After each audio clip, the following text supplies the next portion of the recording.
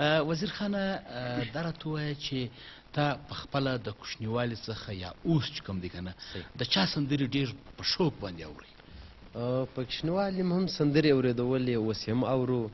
نو مخکې ما اورېدولې د بیران جان سندرې ما ډېرې اورېدولې، په هغه کې اتڼي سندرې هم ولې، په هغه کې یعنې ډېرې ښایسته شاعري پکښې وه په دغه کې، نو هغه هم په شوق سره اورېدولې، اوس یې هم اورم. ډېر ښه. په دا اوسني چې کوم زموږ د سیمې د کوټې د سیمې چې کوم سندرغاړي دي په دې کې د کوم سندرغاړي اواز او سندرې زیات خوند راکوي؟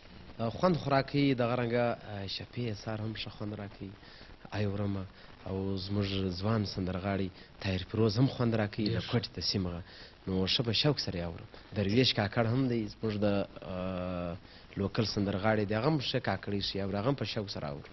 ډېر ښه. خدای دې وکړي چې ستاسو نوم هم دغسې په مخورو سندرغاړو کې یاد شي، موږ خو دعا دغه کوو.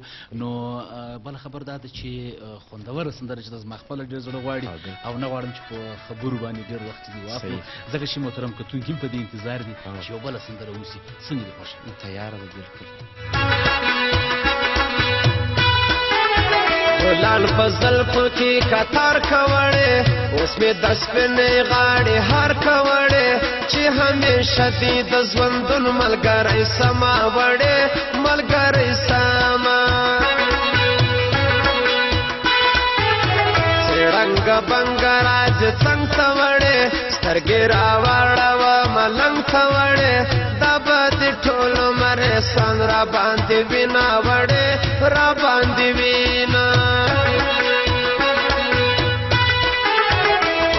محبت کې زړه زندان کوړې، په نرۍ پازه دې پېزوان کوړې، د چا خبرو ته غوږ مه نیسه مینه وړې، د چا خبرو.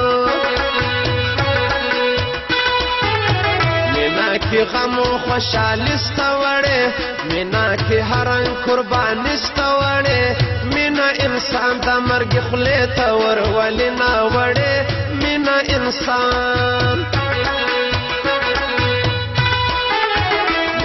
په دارنګه مزه کړي خلکه، کله خندا کله غوسه کړي خلکه، په محبت کې خو خوږې ترخې راځي نه خلکه، په محبت کې.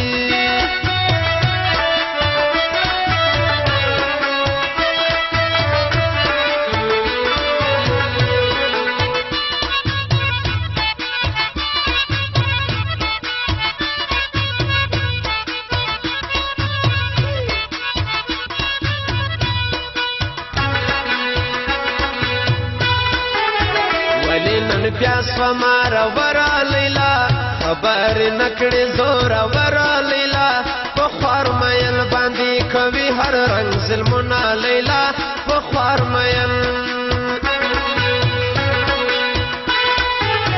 کبر دې وکړې کبر جنې لیلا، لما ځلاړېږي لمنې لیلا، ورځ په قیامت به درځه وسې تپوسونه لیلا، ورځ په قیامت.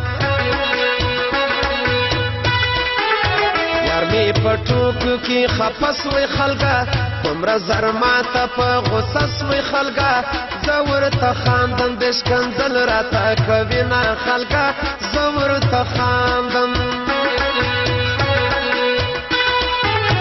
لیلا وړه مینې خوږه ده خلکه، کړګې له ما سره واده ده خلکه، ته مې اشنا ذاتې زړګی ټول عمر یمه خلکه، ته مې اشنا هو.